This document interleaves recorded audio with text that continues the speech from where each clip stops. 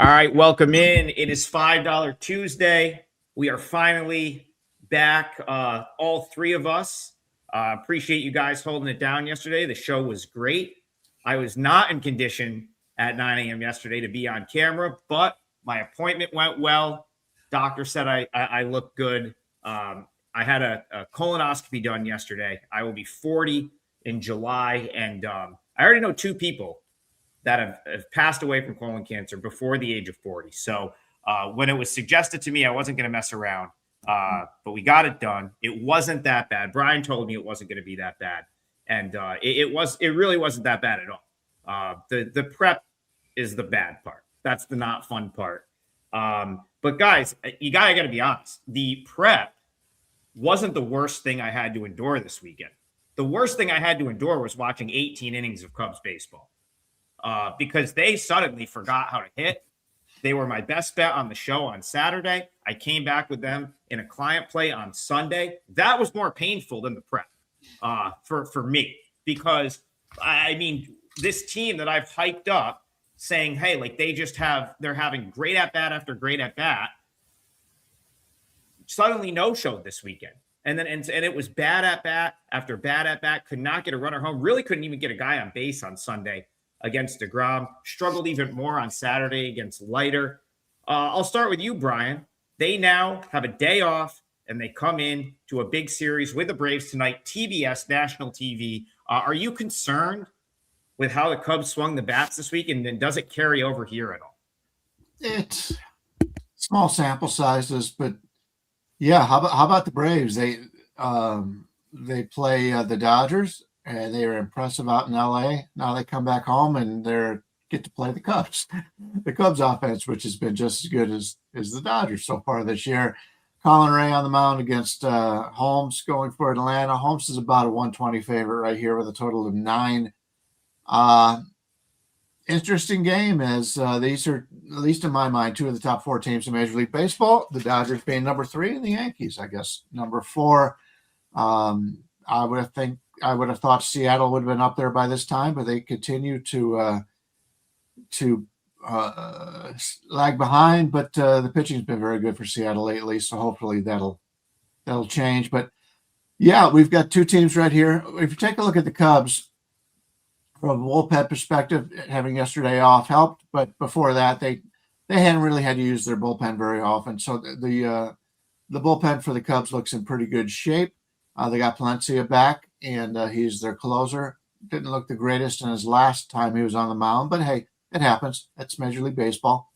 Colin Ray is ranked number 111th pitcher over the season, according to Roster Resource over at Fangraphs, 63rd the last 14 days. Cubs have gotten some really good pitching. The only pitcher they have that's not ranked in the top 100 from the starters is Cabrera. He got hit a little bit, but yeah, that offense has looked good. Problem is they've got 3 guys right now who are really struggling. Ballesteros is number 400 in the last week, Bregman 285, and Carson Kelly at 350. They've struggled. The rest of the team has hit pretty well, so I'm not too worried about that. From the Atlanta perspective, coming back home after that, there may be a little bit of a bump. The Dodgers are the Dodgers, and you go to LA and you play as well as they did. Maybe a little bit of a bump here.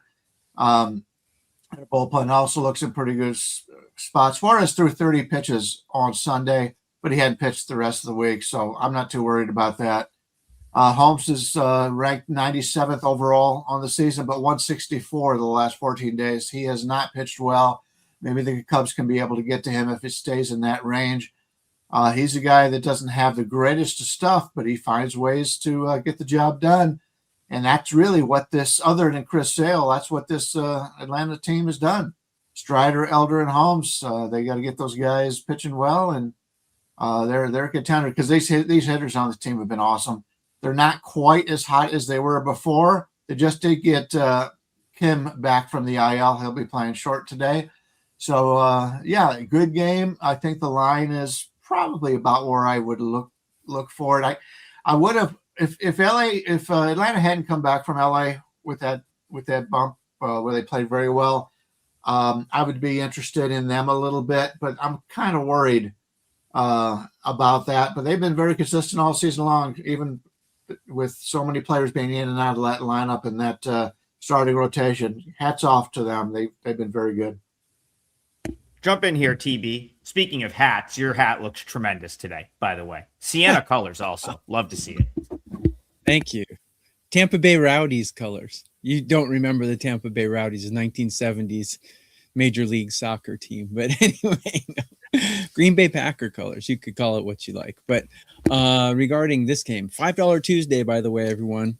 Each one of us is going to have something out for $5. Everything on WagerTalk.com is $5 or free. So go check WagerTalk.com and see what we have going on. And our double play is still up as well. You can take two of us for 3 days for a huge discount. Regarding this game, I've never been a believer in like the situation spots. And I always think like professional athletes, they play hard for their contract no matter what. But the coming home after a tough series lull is a real thing. It's real. These guys sleep in their own beds. They play with their dogs. The last thing they want to do is wake up early the next day and go play baseball. They want to relax. So it is a real thing. I expect a little bit of a lull from the Braves, perhaps. But looking at the pitcher matchups, Colin Rea has been tagged by these batters throughout his career. 286 batting average and a 944 OPS, not good. Grant Holmes, not a big enough sample size to judge, but he's been tagged as well at 1200 OPS. Both bullpens, I have them ranked currently below average. And I have both lineups ranked over the Mendoza line. So if anything, I'd go over here, but I don't think I'll do it just because Atlanta's in that lull spot, which is one of the few like superstition spots that I actually believe in. I never believe someone's due for anything, but I do believe in the back home after a tough series. So I'll probably lay off. So I have a really good friend that is a diehard Cubs fan. He's a 162 game guy. Like he's gonna watch every single Cubs game. We're gonna talk Cubs baseball. So you gotta have friends like that because as a bettor, like we bounce around. We're gonna basically try to find edges and probably more or less watch who we bet. So it's always nice to have someone that's digging in on a team 162. And so I always, value his opinion on the Cubs. And so we're talking the other day and he says to me, and this is not the first time he's brought it up. He's like, the Cubs, this goes back, you can go back a decade. He's like, they do not hit elite pitching. They just don't. They always struggle against the top of the top elite pitchers. And sure enough, I mean, DeGrom probably fits into that category. They struggled with him. Jack Leiter doesn't, but he was, he's got an elite fastball. Couldn't hit him on Saturday. I kind of thought about that. Again, that's more anecdotal. I don't have any numbers to back it up. But, I will just go back to the fact that their lineup 1 through 9 outside of the guys Bryan Leonard brought up that are struggling right now. Bregman, I think Nico Horner is struggling, and then maybe Ballesteros. But still, let's just assume those three are struggling a little bit. You still have a really good lineup. You still have a lineup that's running out Pete Crow Armstrong in the bottom of the order, Matt Shaw hitting near the bottom of the order. And then, of course, the Braves have been getting timely hits all year. So, Colin Gregory in the chat, I don't hate over 9 here because you know what? Holmes, he's not elite. He's good, but he's not an elite pitcher by any means. He's someone that I think that the Cubs offense can handle. And then, of course, Colin Rea is someone that I think the Braves offense can handle. So after 2, I pointed out on Sunday that the Cubs were pretty good off of being shut out this year, and they got shut out again. It's like the first time that's happened to them in, I think, 7 or 8 years that they've been shut out in back-to-back games. Earlier this year, they played the Pirates, had 2 games where they barely scored. I think they were shut out, and then they lost a low-scoring game. The next game, they scored like 7 runs. So I think I'm kind of willing to play on the fact that the Cubs might actually generate some offense against a little bit of an easier pitcher. And then, of course, the Braves have hit the ball well. Colin, I think that's my lean here. I'd go over 9, and 8.5 might be out there with a little juice because that over 9, I think, is plus money somewhere right now, or maybe even money. All right, let's hit the chat here. Let's get to another game. First of all, Yeah, no, I'm pretty much out on processed foods in general. So that's a great point. Brewfessor says don't eat processed foods. You won't get colon cancer. I think it's a great advice right there. I think I'm out on processed foods. That's, yeah, for sure. All right, let's see. Let's go RJ. He says the St. Louis Bats go silent every time I bet them. You know, that's a team that I truly haven't like been able to figure out this year. I came into the year thinking that they were going to be bad. TB came into the year kind of agreeing with me. We thought they would be bad. Yep. Brian was props to you, Brian. You were the one that was like, no, like this is like actually probably a better team than they're getting credit for. They've been easily have been that so far this year at 23-17. But I just can't figure out game to game. Like, I keep wanting to play against them. This goes back to last week, Brian. We talked about Cardinals Padres every single day on this show. Every game I wanted to play against them. Every game I didn't feel like I was getting the price. So I'm like, well, surely I'm going to get a price to play against them with the A's. And then I pull up the odds screen and it's minus 150. So I haven't really been able to figure out the Cardinals either, because here they are 23-17. I want to play against them, but the books are just not giving you a chance with some of these prices. So Cardinals, A's, how are you seeing it? And, did they hit the ball tonight for RJ? Yeah, they don't hit quite as well against lefties as they do righties. Plante's on the mound. He's not a guy that I'm a big believer in out of this lineup. On the season, Roster Resource has him at 132 the last 2 weeks, 112. The hitting is going to be up and down. It's up and down for every team.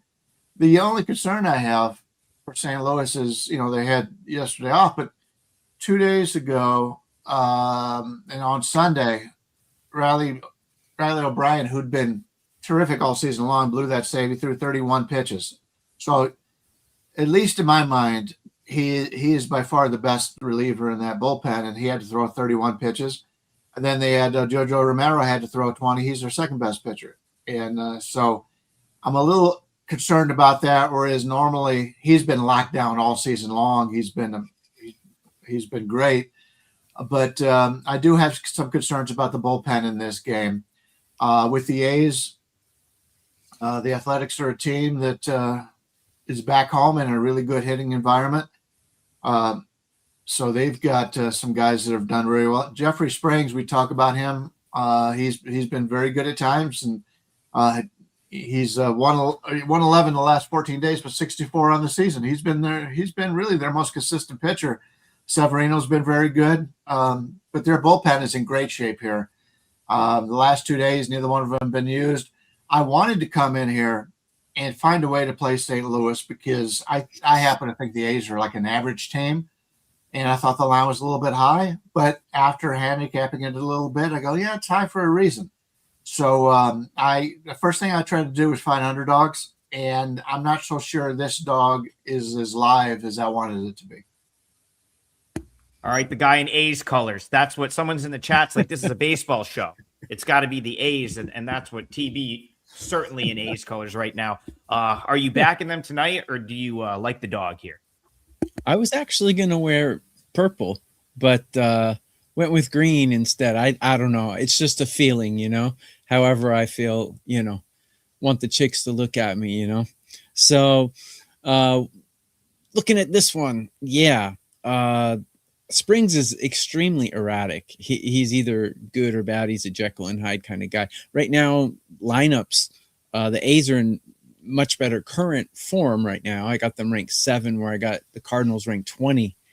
And I'm not a fan of Palante and his walk rate. His walk rate is a little high for me. Springs' walk rate is immaculate. So, but he's just unreliable. If anything, with that lineup and the better walk rate with Springs, I might go with the Athletics first 5 money line, maybe. Probably not enough for me to actually pull the trigger on that one, but if I were to, that'd probably be the way I'd lean. Yeah, I really like the A's here. Dream scenario here would be the Cardinals taking a bunch of money at some point today and knocking that price down 20 cents. That would be I think the problem is at minus what I think I need like 20 or 30 cents to like really play back at it. Like for clients, it's one I'll consider for the parlay. You know, Jacob Wilson went down over the weekend. He's probably going to be out for some time. It's not even like their lineup didn't get worse because they just called up Henry Bolte, who is been just on a generational run in the minors the last couple weeks. I mean, the guy's hitting like 500, and he is always been like a high, a prospect that was sort of like on the rise for them, but he's fully arrived over the last like 3 weeks in the minor leagues. I mean, again, I'm not saying that he's Jacob Wilson right now, but he's got that kind of same upside, very similar to when Wilson was coming up through the minors for the A's. And Wilson, some of these guys, pretty much everyone that's been called up for the A's, Kurtz, Wilson, like they start hitting like right when they get to the big leagues. Mm-hmm. And I don't know why it would be any different for Bolte, who has just absolutely knocked the cover off the ball. So A's lineup didn't get worse. Cardinals struggle against left-handed pitching, and Springs can be pretty good. So again, I think, Cardinals coming off of that big series with the Padres, couple national TV games, a lot of like big games there for them. I kind of think the Cardinals have a little bit of a letdown. I like the A's. To be determined whether I'm going to use that in the parlay. But we've got time to figure that out. Sorry, if the A's can acquire a couple of good arms, man, by the time they go to Las Vegas, they're going to have a pretty solid team. They're not quite there yet. But, man, they got some good young guys who can whack it really good. Oh, yeah. They're 2, 3, 4, 5 in their lineup. Really, really good. They're just accumulating bat to ball guys, like guys that see ball, hit ball, hit it hard. And they've got, I mean, again, to have Bolte and then there are guys at AA that are probably better than some of the guys they have at AAA right now. Like they're another one that they've just accumulated so many good young players that you're right, TB, any sort of consistent pitching, like imagine Gage Jump ever like truly figures it out and becomes the guy that they think he can be. I'm in on the A's. I've said it last year. I think that's a great prediction. By the time they get to Vegas, they're going to be like a contender. I think it's a reasonable thing to say. If they could acquire like a Dylan Cease or something, man, they'd be wild. they may be able to do that in Vegas, but no starting pitcher wants to go to Sacramento right now. Yeah, that won't happen until they're in Vegas. When they need the Vegas, homegrown guys. Yeah, Vegas for hockey, everybody in the NHL wants to play in Vegas. They treat the team well. Problem is the management for the A's is a concern even for people in Las Vegas. They're cuckoo for Cocoa Puffs. Speaking of Vegas, let's go to Claim Kings Vegas in the chat. He says the Great American Small Park in Cincinnati and Miles Mikolas on the mound for the Nationals means runs tonight. Right. Well, Brian, you mentioned that the ballpark, that specific ballpark, hasn't played as big of an over park as it has in past years. How much of that do you think is the fact that it's only May 12th and the weather's been a little bit colder? Or do you think what do you make of that? And talk to Claim Kings Vegas about Nats Reds. Yeah, I've actually been to a game in Cincinnati in the last year or two. And it just feels differently. The weather is a factor up in Ohio. Still at this time, you're not getting the heat. Like here in Vegas, we're over 100 degrees right now. It's starting to warm up around the country. Once Colorado warms up, that's a place that's a really good, even better hitting ballpark. But we're getting a total of 10 here. And as much as I'm not a Miles Mikolas fan, Brady Singer doesn't. I talked about last week that he may be pitching for his life in the rotation there. So these are two guys that have struggled so far, but with a total of 10, that's something I'm a little bit concerned with. If it had been 9, I would see the over, but I think the lines makers made the adjustment on this.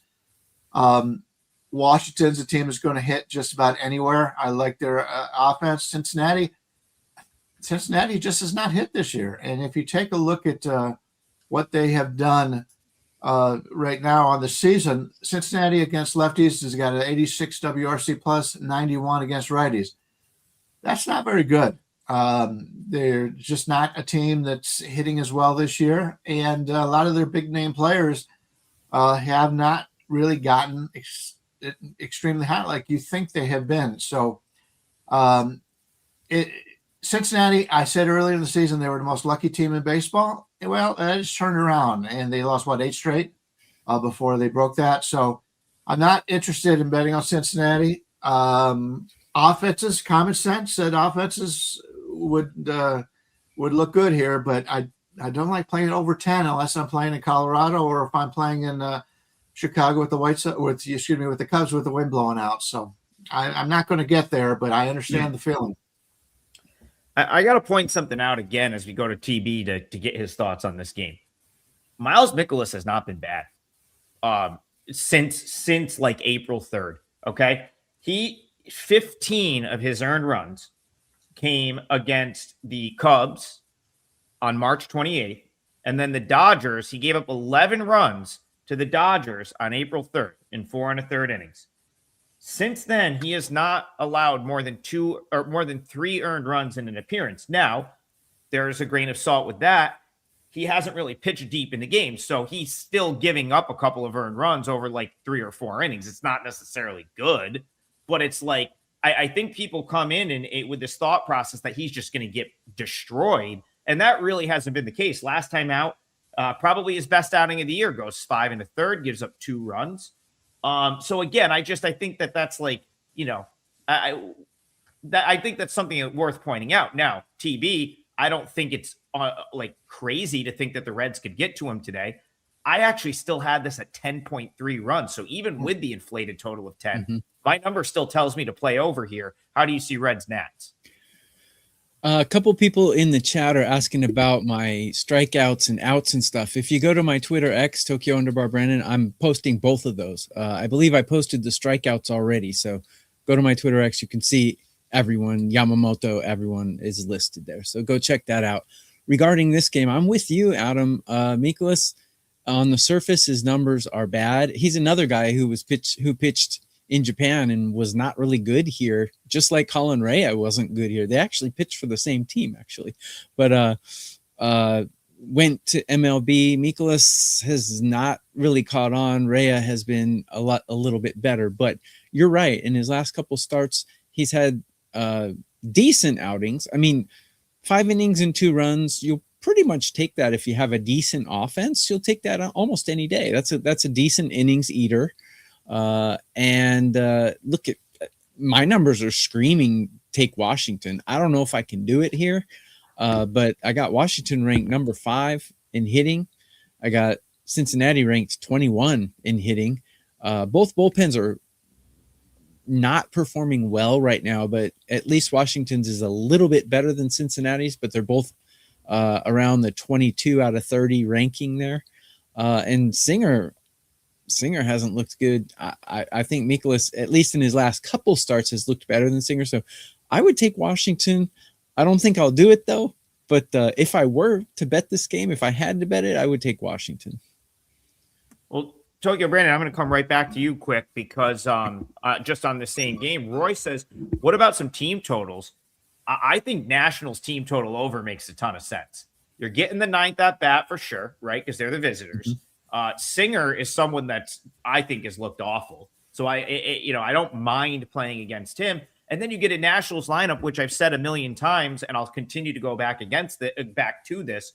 They profile better against right-handed pitching. Now, it hasn't necessarily played out to this point this year. They had a stretch where they were worse against righties. They hit lefties better. But what I'm saying is their lineup construction over the course of 162 games is going to be better, in my opinion, against right-handed pitching. So for me, like my number here, I just had to double check it. I'm at 5.1 runs for the Nationals. This team total over is 4.5. Roy wants a team total over. Would you co-sign that Nats team total over, Tokyo Brand? Look, Washington is an underdog in almost every game, and underdogs generally first 5 innings are usually 1.5 runs. The Washington over 1.5 has been an ATM machine. Unfortunately, today they're 2.5 in the first 5, which is a bit steep. So I would agree with you. given how poorly Cincinnati's bullpen has been, that 4.5 seems low to me as well. Yeah, that's Roy. I think that's, it just has, I happened to see your comment when we were talking about this game. I think that's as good of a team total as you're going to find on this card today, at least per my numbers. All right, Tony Tone, super chat in here. He says Tigers Mets. This is, Brian, I think last week, I think I kind of got that Mets. My Mets take was accurate. I said that they would have a good road trip. And I just want to double check. I think they did exactly what I said they would do on the road trip. They went 5-4. I said, they're going to be like -120, -110, like every game on this road trip, with the exception of the Colorado games, but they did take 2 of 3 in that series. They went out west. They go 5-4. I'm sure they would have liked to be 6-3 because, of course, they lost the final 2 games against the Diamondbacks. But right now, with where the Mets were prior to this road trip, I think you got to say, 5-4 on the road trip is respectable. And now they come home, not going to get easier per se. They've got the Subway Series coming up this weekend, but the next 3 nights they host a Detroit team that right now might be struggling just as much as they are. Detroit finally snapped their losing streak on Sunday Night Baseball. They got the day off yesterday. Now they head to Citi Field. So for Tony Tone, Tigers, Mets to you, do you have a lean here? Yeah, Flaherty going for Detroit, Peralta for the Mets. Line basically about a 145 range, total 7.5. This is a very good pitcher's ballpark, as I've said many times. Detroit's used to pitching in a pretty good pitcher's ballpark. The Tigers right now have some bats that are cold. We talked just a week or 2 ago, Colt Keith was on fire. Now the last 7 days, he's at 352. Dylan Dingler's at 340. McKinstry's at 302. Torkelson's at 309. He had like 2 or 3 games where they thought he broke out. Nope. He's back to where he was before. Yeah, I don't trust this Detroit offense at all. From a bullpen standpoint, they had to use a lot of guys on Sunday, but they did have yesterday off. But I'm a little bit concerned here with Detroit. From a Mets standpoint, by the way, I went and looked at even with the Mets going 5-4 the last 9 or whatever, they still only have a 3% chance of making the playoffs right now. With that team and the players they have, they are bringing up. You talked about the A's bringing up an exciting player. The Mets are bringing up an exciting player also, and you'll be able to talk about him. I'm sure you know more about him than I do since you follow minor league baseball, but. I'm kind of excited to see him out there on the field. But from the starting standpoint here, we're looking at Freddie Peralta. I said before the season when teams traded or go to a different team, I kind of like to avoid him. But he's been very good as of late. The last 14 days, he's number 37 in starting rotation. In fact, Clay Holmes has been 10 and Christian Scott 49. So the starting rotation is doing very well. The bullpen for the Mets is in great shape. None of their top 3 bullpen arms have been used the last 3 days. I like the Mets in this one. Do I have the gumption? I'll just say that, cojones or whatever, to play him at this number? That's a little bit of a different story. But if I'm looking to play this game at all, I do think it sets up very well for the Mets. But they've been finding ways to lose all season long, so it's tough to lay them as a sizable favorite. They've got to win this. They've got to win this game, more often when you're laying that kind of number. And but that's the only way I would look. I don't want Detroit in this game. TB, I'll let you go first here. What do you think, Tigers Mets? Yeah, regarding my Twitter, I actually posted my pitcher OPS matchups, not the strikeouts. So I'll give you my top 3 strikeouts projections really quick because someone was asking about it. I got Skeens projected 7.4, Yamamoto projected 6.8, and Wheeler 6.6. Those are my top 3 strikeouts projections. So I did a free play on this game on WagerTalk's YouTube channel. They probably haven't put it up yet, but it'll be there in the next hour or so. And this is going to be my parlay leg as well. I love Peralta's numbers against these Tigers in his career. He has an average under 200 and an OPS in the 400 range against these batters. Flaherty, a little bit up and down. but he has decent numbers against these batters. But I have both of these lineups ranked pretty low right now in current form. So checking the first 5 total was 4.5. I think it's way too high. I'm going to go with under 4.5 in the first 5 for this game. And I believe it was minus 125 when I saw it. So that's going to be my parlay leg. And don't forget to get a double play. 2 of us 3 of your choice, 3 days, huge discount. And today is $5 Tuesday at wagertalk.com. Everything's $5 or free except 5% plays. So my parlay leg will be the first 5 under 4.5 here. You're laying about 130, 135 in that. Just it's bumped to 135. Okay. Yeah, it's it was 125 when I put it out. Yeah. I'll take it. Yeah, that's fine we're back to 3 teamers, so that's not going to hurt as much. Colin says he doesn't see under 4.5 anywhere. Pretty much on any of the everywhere, like the DKs or the legals, you can usually alt it and then it'll just be more expensive. So that's it's 4.5 everywhere. Pinnacle, DK, FanDuel, it's 4.5 everywhere. Yeah, some of the offshores may have a flat 4, but that is a we typically quote what's on the legals, depending on what state you're in. You should be able to find a 4.5. Yeah, Colin's down in Texas. They're still old school down there. Let's just you may be you might be playing that on like Paradise 1, 2, 3. You know what I mean? So that you might get a 4 down there, but it should be there's a lot of 4s. I can change it to. Okay, I can change it to a money line. No, we'll keep 4.5. You can put, if someone's got to put 4 in, they can put 4 in. To your point, sure. Freddie Peralta, like he's not going to pitch super deep into games, but he's a guy that I typically will trust for 5 innings. He tends to be pretty solid for 5. And, Flaherty, I think Brian and I kind of talked about this. I don't think he's as bad as those numbers are making him look to be right now. I mean, you look at the surface numbers for Flaherty, 5.56 ERA. That is not good. A 1.65 whip. Like, those are just some awful numbers. But, last time out, he pitched okay against the Red Sox. The Mets, they bring up AJ Ewing. I guess Brian kind of referenced that. I'll talk about that for a second. Okay, so like AJ Ewing was barely at Syracuse. Like that's my only concern is like he was only at Syracuse for like a month. Like not even a couple weeks. Now he's a really good player, but I don't love the super like quick rushed position players to MLB. Like, so, but let's just do a quick comparison here. Bolte was up last year and he started the year at AAA. He's had a lot more AAA at bats, even though it's maybe only a couple more months. He got the call last year, finished the season, goes into the offseason sort of knowing he'll be at AAA. I just think that's like a profile that suggests that you might have success at the big league level a little bit more than like AA, couple at bats at AAA. Okay, no one on our team can hit, so let's just call him up. It's kind of what I feel like the Mets are in that situation right now.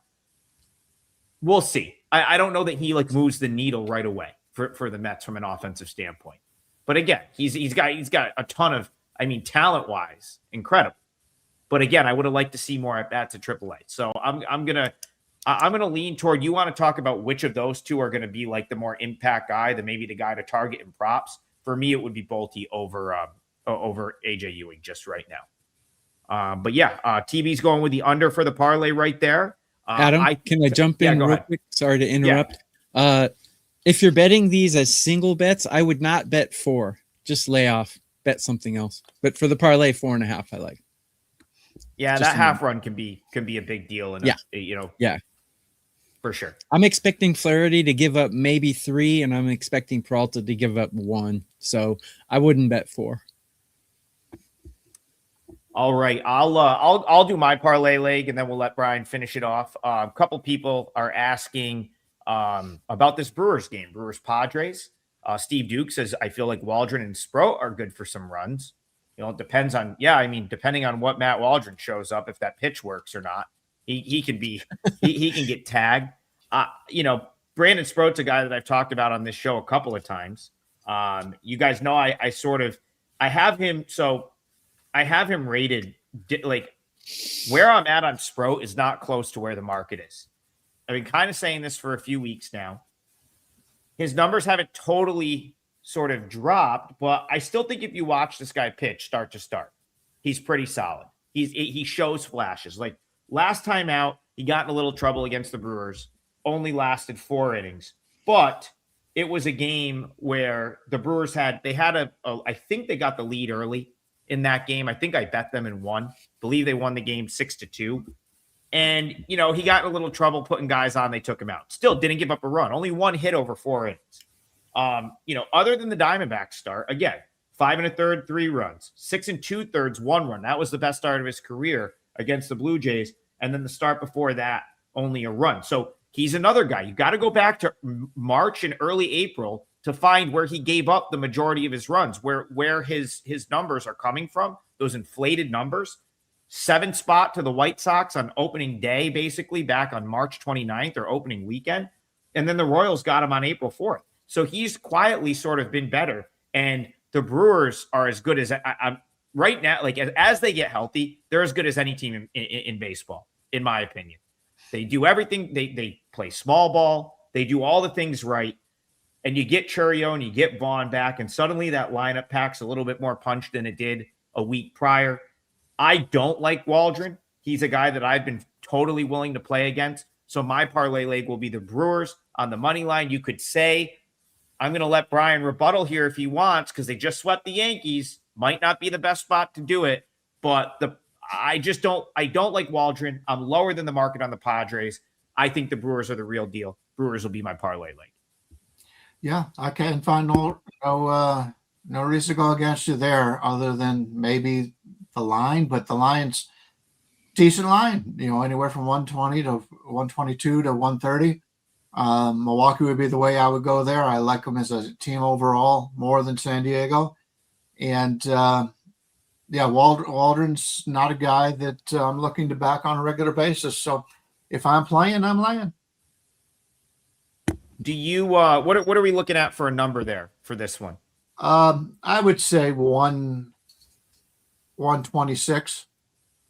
Yep, that's what I see pretty much everywhere. Tokyo Brandon, have you I think you've come around on the Brewers a little bit.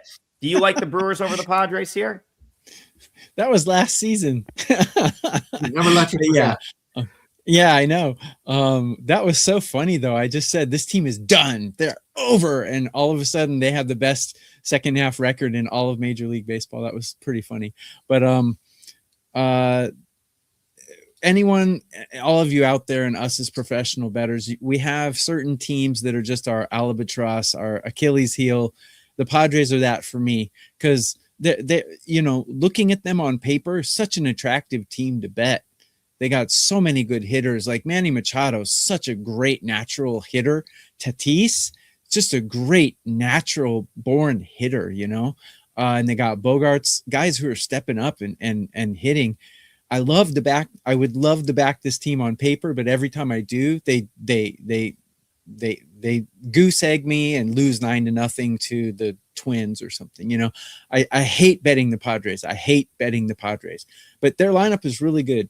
However, I think Milwaukee's is now I'm going to say something good about Milwaukee, and they're going to go on like a 10 game losing streak. But no, I like Milwaukee here. And despite Sproat's poor numbers, I've actually watched him. I kind of like what I see much better than I like Waldron.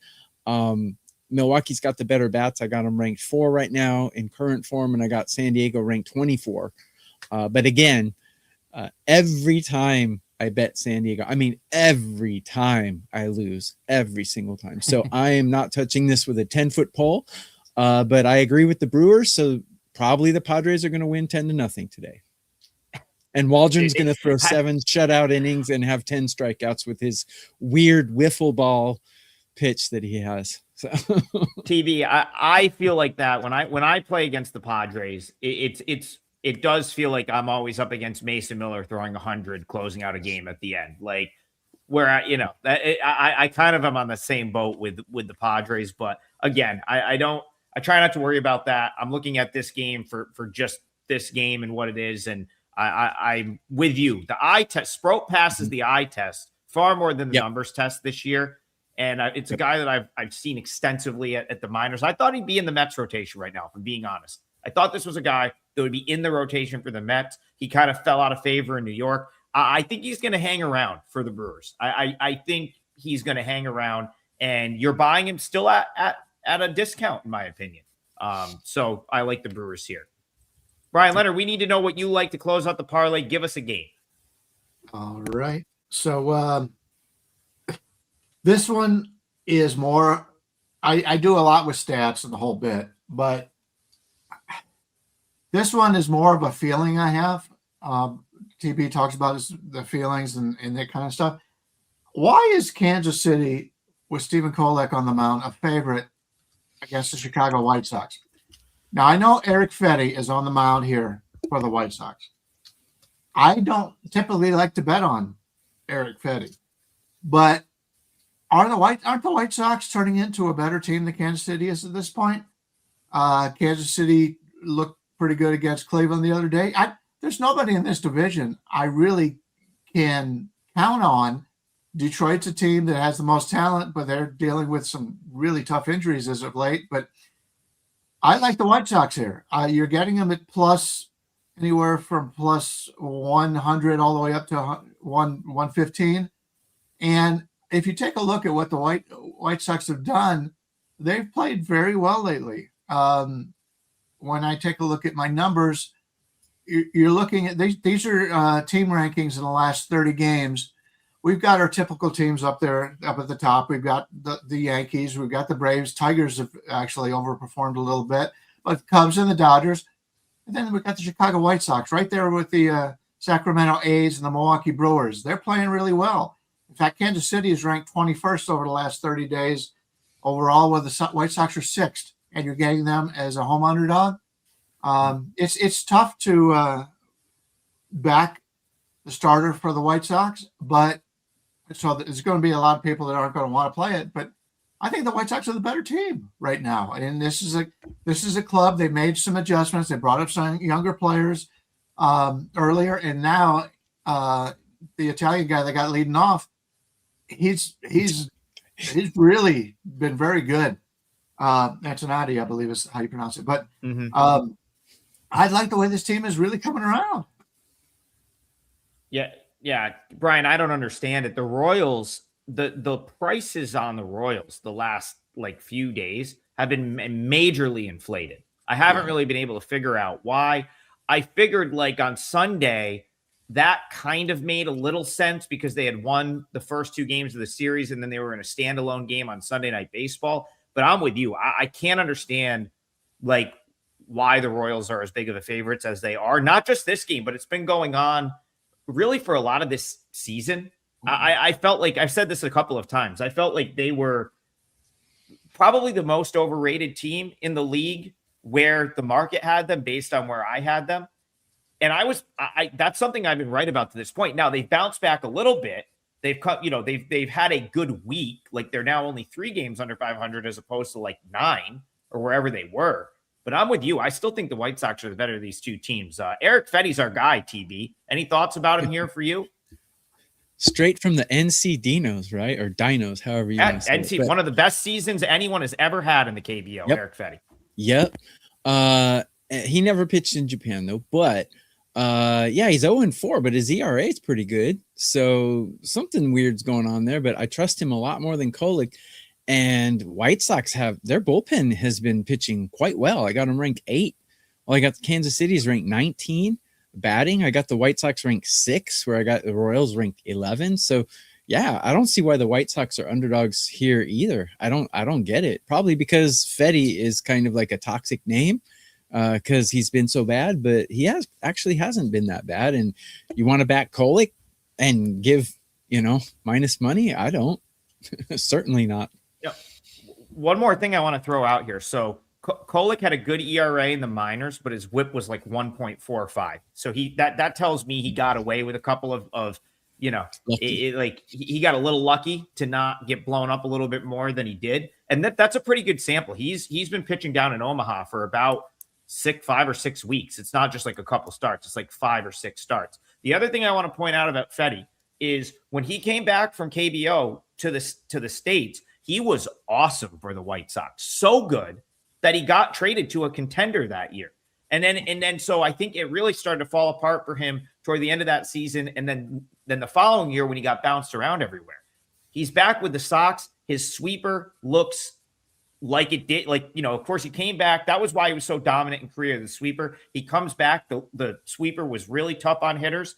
And his sweeper's looking really great now that he's back in Chicago. I kind of think he might be the guy that Chicago had a year ago that they traded away, right? Like, I think maybe he works better with the pitching coaches there.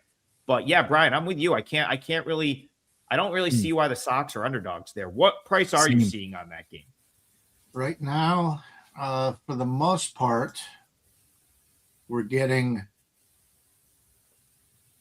110. There's you could get less if you're playing some of the offshores, but in Vegas here in the predominant line services, you're getting about 110. So let's go 108. Let's go 108 just to make sure that everybody is getting a pretty good number here. I see that some places that have that. So yeah, we could get a little bit better. You can shop around, get a little bit better, but 108 is fine here.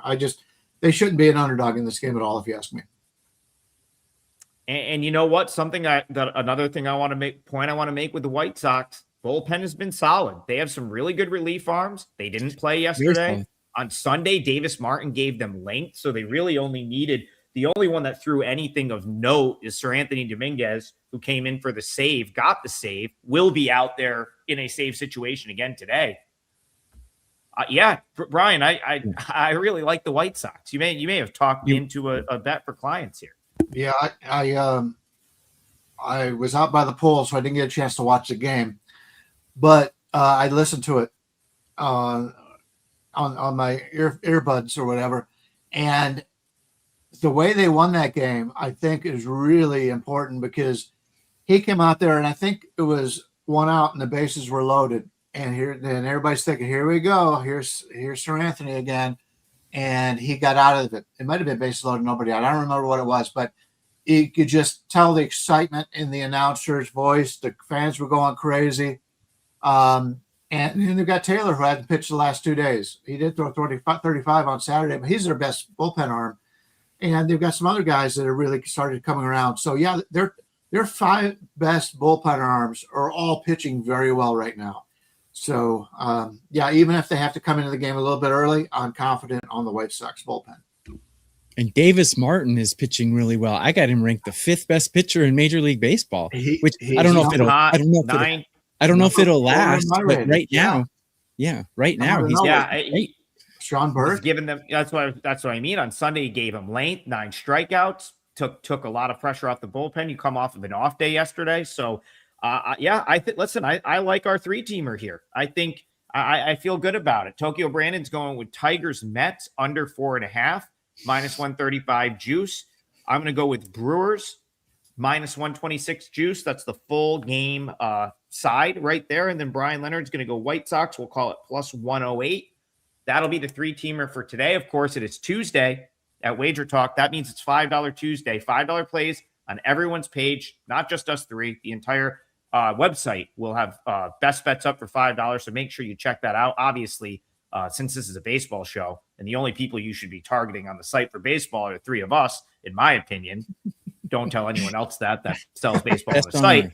But I think you should try. Should take a look at our plays, but that's just my opinion. Take it or leave it. But yeah, $5 plays up for us, and of course we got the double play package. The 3 of us, any combination, me, Brian, me, Tokyo Brandon. I was an English major at some point, so it really should be Tokyo Brandon and Brian and Brian. I don't know how that ever changed. I don't know. Anyway, and of course, we've got some great specials. The $100 off the 30-day is still up. That's still a great way, especially if you're into the NHL and NBA playoffs for Brian right now. That's probably the best bang for your buck since he's still grinding out the hockey playoffs, the basketball playoffs, and of course, Major League Baseball. So check that out for us today. That is the show. The 3 of us will be back tomorrow, 9 a.m. Eastern. We'll see you guys then.